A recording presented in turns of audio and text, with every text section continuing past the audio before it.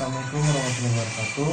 Kali ini saya akan melanjutkan PPT saya yang kedua, itu tentang eksplorasi dan evaluasi panas bumi. Sebelum saya menjelaskan, saya akan memperkenalkan diri saya. Nama saya Muslim Octaviadi, NPM saya 1866094, kelas A.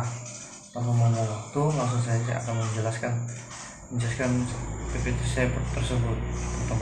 Pertama-tama yaitu eksplorasi panas bumi, yaitu tujuan utama eksplorasi panas bumi adalah untuk mengidentifikasi reservoir yang menguntungkan yang dapat dimanfaatkan untuk ekstraksi energi.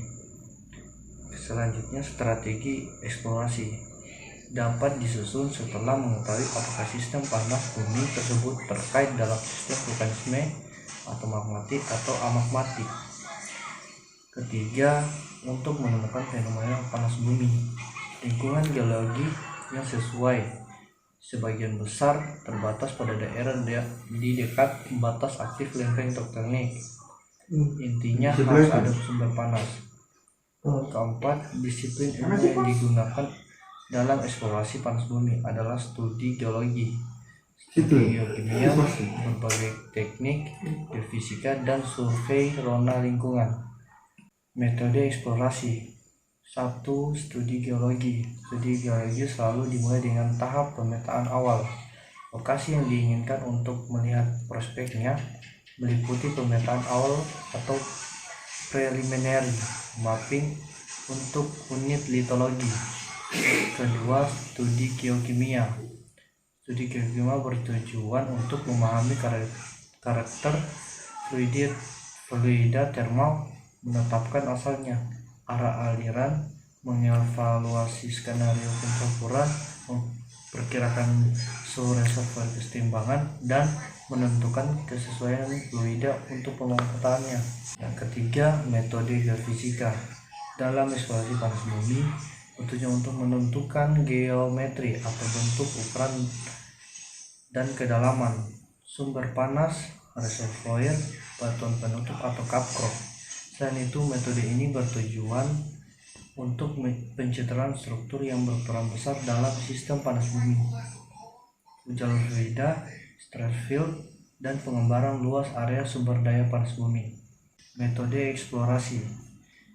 Metode eksplorasi adalah energi panas bumi merupakan sumber energi yang memberikan banyak manfaat dan kelebihan lain, terutama dalam aspek lingkungan dan aspek ekonomi dibandingkan dengan bahan bakar fosil.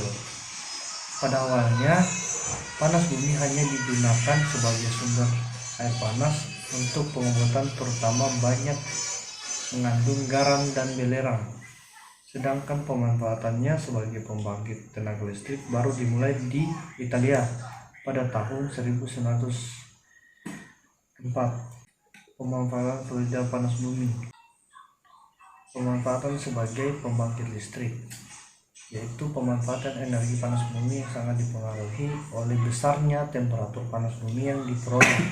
Selain temperatur, beberapa faktor berikut pertimbangan dalam pengembangan lapangan untuk pemanfaatan energi panas bumi, seperti kandungan panas atau cadangan yang dimiliki harus besar sehingga dapat memproduksi uap dalam kurun waktu lebih dari 25 tahun. Kedua, pH netral, agak laju, korosif rendah, cenderung membentuk keras atau scale rendah. Ketiga, lokasi keterdapatan tidak sulit untuk dijangkau. Dan terakhir, kemungkinan terjadinya erupsi hidrotermal rendah. Kita akan masuk ke eksplorasi dan pengembangan lapangan, yaitu kegiatan eksplorasi dan pengembangan lapangan panas bumi yang dilakukan dalam usaha mencari sumber daya panas bumi, membuktikan adanya sumber daya, serta memproduksikan dan memanfaatkan fluidanya dilakukan dengan tahapan berikut, yaitu pertama, eksplorasi pendahuluan atau reconnaissance survey. Kedua, eksplorasi lanjut atau rinci. Ketiga, pengeboran eksplorasi. Keempat, studi kelayakan. Kelima, perencanaan. Keenam, pengembangan dan pembangunan. Ketujuh, produksi. Kedelapan, perluasan. Lanjut masuk di eksplorasi dan pengembangan lapangan di Indonesia. Asal minyak dan gas bumi berasal dari organisme atau fosil dari plankton maupun tumbuhan yang mengalami proses pematangan sebagai akibat perdebatan dan temperatur yang cukup dalam kurun waktu yang panjang. Teori organik minyak berasal dari reaksi karbonat, oksidasi, dan air di dalam kerak bumi. Teori organik yaitu minyak berasal dari mikroorganisme tumbuhan atau binatang. Mikroorganisme tumbuhan atau binatang yang mati jutaan tahun yang akan tersimpan dan terawetkan di dalam batuan sedimen karena pengaruh panas dan tekanan dalam jangka waktu yang cukup lama atau jutaan tahun. Dan terakhir, eksplorasi migas adalah suatu usaha mencari sumber migas dengan satu identifikasi langsung berdasarkan gejala permukaan rembesan migas. Kedua, metode geologi membuat peta permukaan di bawah permukaan. Ketiga, metode geofisika menggunakan sifat-sifat fisika pada bawah tanah yang diukur di permukaan, yaitu metode gravitasi, magnetik, dan seismik. Lanjut masuk ke analisa risiko. Metode pengeboran untuk penukaran panas lubang bor. Pengeboran lubang bor untuk penyelidikan panas bumi relatif cepat dan berumur pendek, namun memiliki yang sempit dan terbatas. Oleh karena itu, peralatan pengeboran yang ringkas bergerak sangat ideal. Keterbatasan ruang membuatnya penting untuk merencanakan dan mengatur lokasi pengeboran dengan hati-hati. Selanjutnya, metode pengeboran untuk penukar panas lubang bor. Pengisian ulang dan routing probe panas bumi merupakan komponen penting untuk operasi efisiensi dan bermakna secara biologi. Selanjutnya, metode pengeboran untuk penukar panas lubang bor. Pengisian ulang dan routing probe panas bumi merupakan komponen penting untuk operasi yang efisiensi dan bermakna secara ekologis untuk ketahanan probe dan untuk mematuhi peraturan perlindungan air tanah. Isi ulang harus kedap air secara permanen. Ini harus secara efisiensi, secara fisik dan kimia secara stabil menghubungkan probe dengan tanah di sekitarnya. Lanjut, kita masuk ke dampak lingkungan, tantangan lingkungan dan operasi panas bumi. Aspek lingkungan dari penggunaan energi panas bumi. Pertama, tanaman dicat hijau untuk berbaur sebanyak mungkin dengan alam sekitarnya karena merupakan fasilitas binar berpendingin udara. Tidak ada gumpalan uap dan gumpalan uap kecil. Kedua, karena cairan ditarik dari reservoir pada kedalaman,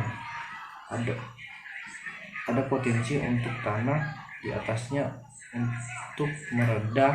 Salah satu kasus subsidensi terbaik yang terdokumentasi di lapangan panas bumi. Karena cairan ditarik reservoir pada kedalaman, ada potensi untuk tanah di atasnya untuk meredah. Salah satu kasus subsidensi terbaik yang terdokumentasi di lapangan panas bumi adalah di Wairakei, Selandia Baru.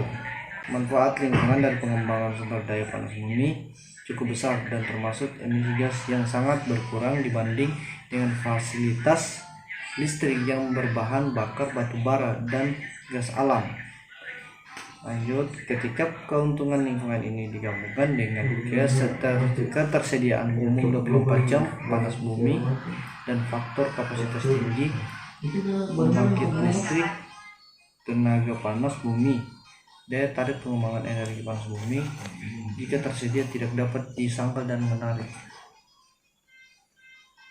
Yang terakhir, tantangan lingkungan dari operasi panas bumi. yaitu masalah potensial berpusat pada penurunan tanah, seismisitas yang diinduksi, dan penguraman atau hilangnya manifestasi permukaan hidrotermal yang indah seperti mata air panas atau bahkan geyser. Lanjut, penurunan tanah dapat dikelola melalui program yang dirancang dengan baik untuk menginjeksi kembali cairan panas bumi bekas. Alhasil studi INSAR yang mengukur perubahan halus pada evaluasi tanah. Mungkin itu saja penjelasan dari PPT saya yang kedua tentang eksplorasi dan evaluasi panas bumi. Saya akhiri.